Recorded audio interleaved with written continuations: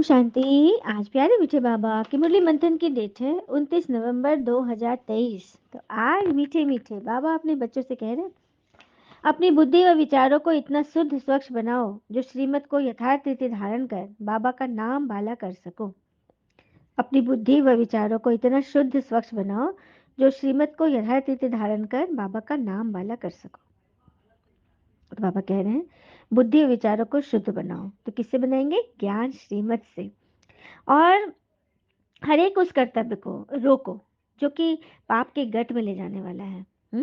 किस तरह से हम उसको रोक सकते हैं? एक प्रसंग से सुनते हैं। एक गांव में यज्ञ हो रहा था और गांव का राजा एक बकरे को चढ़ा रहा था। एक महात्मा गांव से गुजरे तो वहां पहुंच गए। उन्होंने इस राजा को देखा और कहा, ये क्या कर रहे हैं? इस बकरे को क्यों चढ़ा रहे हैं? इसे चढ़ाने से बड़ा पुण्य होगा, राजा ने कहा। तो संत ने कहा, मुझे चढ़ा दो तो और भी ज्यादा पुण्य होगा। वो राजा थोड़ा डरा। बकरे को चढ़ाने में कोई हर्जा नहीं है, लेकिन आपको चढ़ाना? उसके भी हाथ पैर कांपे। और महात्मा ने कहा कि अगर सच में कोई लाभ करना है तो अपने को चढ़ा दो, बकरा चढ़ाने से क्या होगा?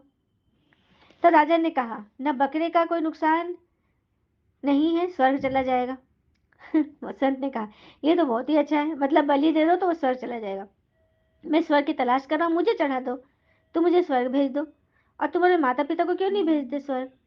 और खुद को क्यों रोके हुए हो? जब स्वर्ग जाने की ऐसी सरल तुम्हें सुगम तरकीब मिल गई है तो काट लो अपनी सारी जिंदगी, मतलब दे दो बलि के नाम पे। बकरे बेचारे को क्यों भेज दो जो शायद जाना भी नहीं चाहता हो? बकरी को खुद ही चुनने दो ना कि उसे कहाँ जाना है।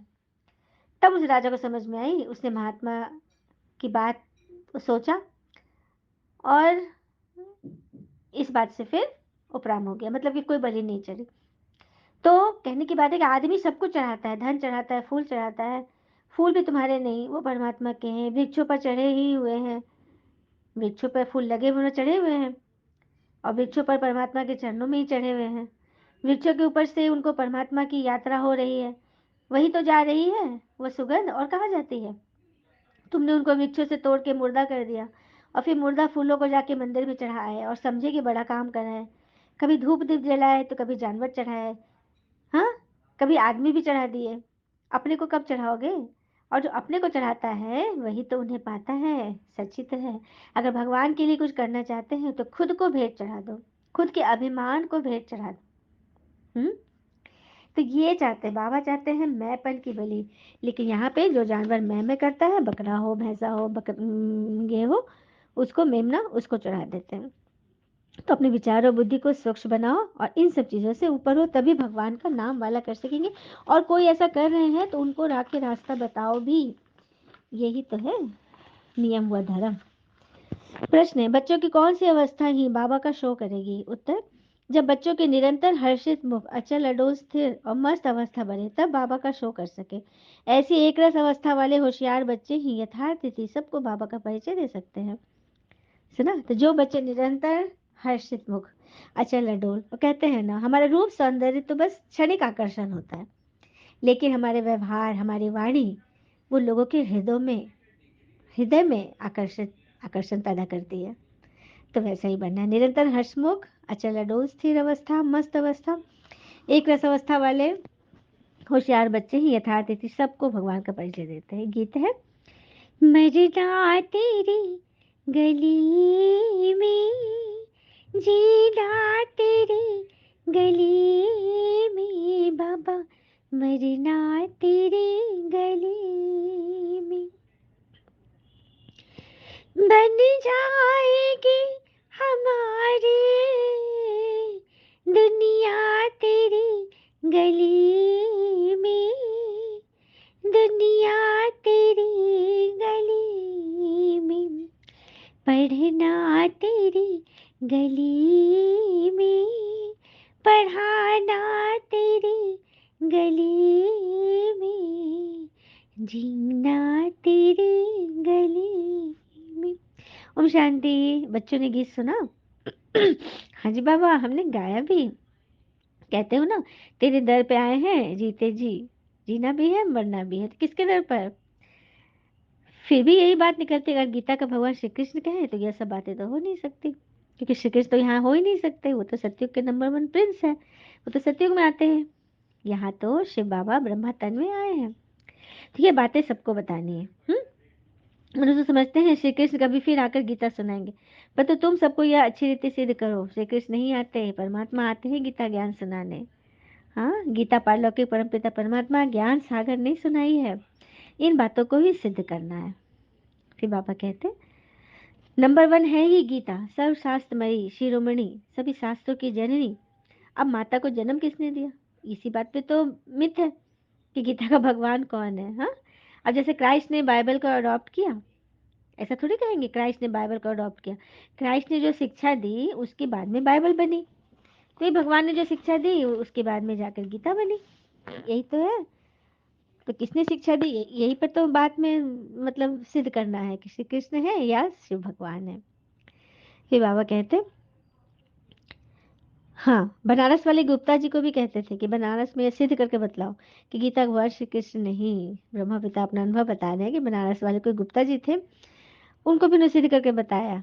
सम्मेलन भी होते हैं, रिलीजियस मनुष्य वहां जाते हैं, तो कैसे किसको समझाएं कि गीता का भगवान कौन है। हम्म कह देते हैं पावन पतित पावन आओ, लेकिन किसी की बुद्धि में नहीं आता पतित पावन कौन है।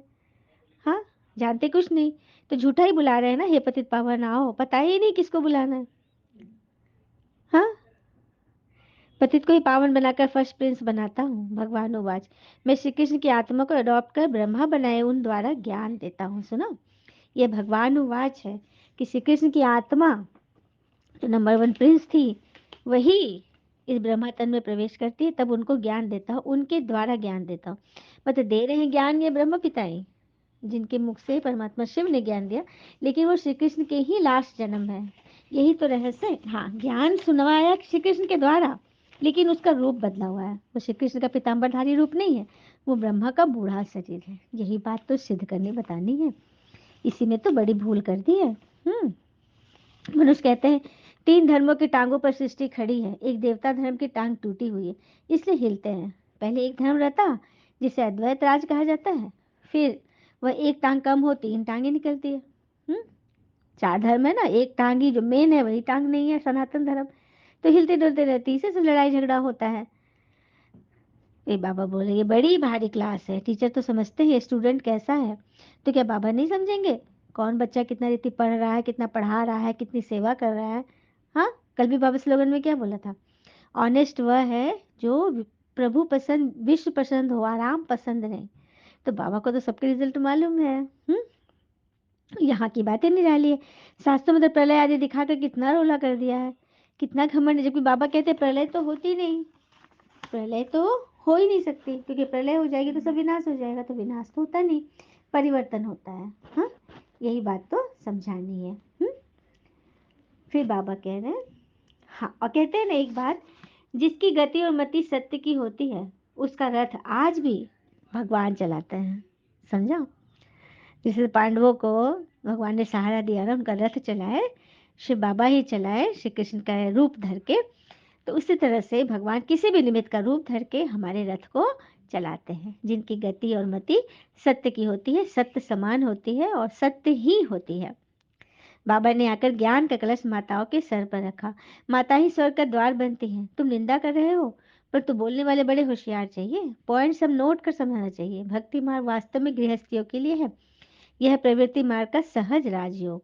सुनो, भक्ति मार्ग भक्ति आदि करना कौन करते, गृहस्थी ही करते हैं, तो प्रवृत्ति मार्ग का ये एकदम आसान उपाय है भगवान को पाने का, भगवान से मिलने का, भगवान से जुड़ने का। लेकिन फिर भी पूरी रीति तो भगवान को पहचान ही नहीं रहे, तो फिर जुड़ेंगे कैसे। फिर बाबा कहते हैं समझाना तुम्हें बहुत सहज है, तुम्हारा समझाना बहुत सहज होना चाहिए। गीता के भगवान की महिमा अलग है, श्री कृष्ण की महिमा अलग है, पतित पावन सारी दुनिया का गाइड है, लिबरेटर है, मनुष्य चित्रों के द्वारा समझ जाएंगे। बरोबर परमात्मा की महिमा अलग है, सब एक थोड़ी ही हो सकते हैं, पिता की महिमा अलग, पुत्र की अलग, यही होता है ना, एक कैसे हो सकता दोनों की महिमा। अच्छा, मीठे बच्चों प्रति भगवान की नमस्ते, हम बच्चों के भी प्यारे बाबा को नमस्ते। धारणा के लिए मुख्य सार, पहले पॉइंट, अपनी अवस्था बड़ी मस्त अचल अडोल बनानी है, सदा हर्षित मुख रहना है, अपनी अवस्था बड़ी मस्त अचल अडोल बनानी है, सदा हर्षित मुख रहना है। दूसरी पर ज्ञान के शुद्ध घमंड में रह पिता का शो करना है। गीता के भगवान को सिद्ध कर बाबा की सच्ची पहचान देनी है। तो ज्ञान के शुद्ध घमंड में रहकर भगवान का शो कर। जब शुद्ध घमंड होगा कि हम भगवान से पढ़ते हैं, हम भगवान के लायक बन रहे हैं,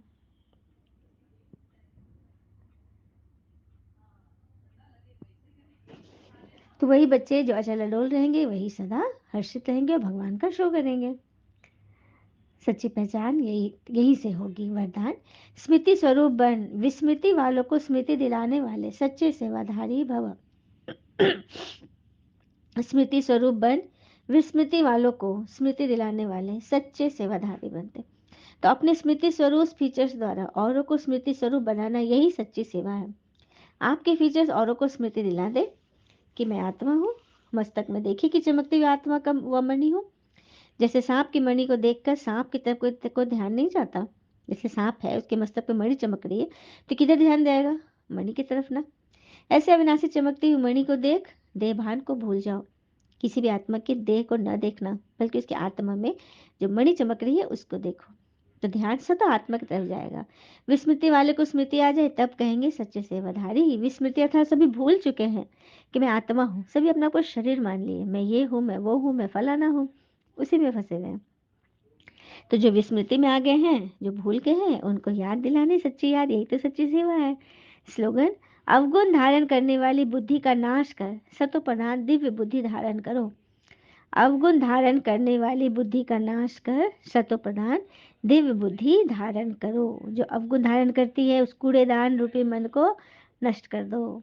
कोई डब्बा ही नहीं रहे कूड़ा वाला, सिर्फ गुणों वाले होली हंस बनो तो दिव्य बुद्धि धारण करने वाले सतो प्रधान बन जाएंगे। अच्छा, ओम शांति। शुक्र मीठे बाबा।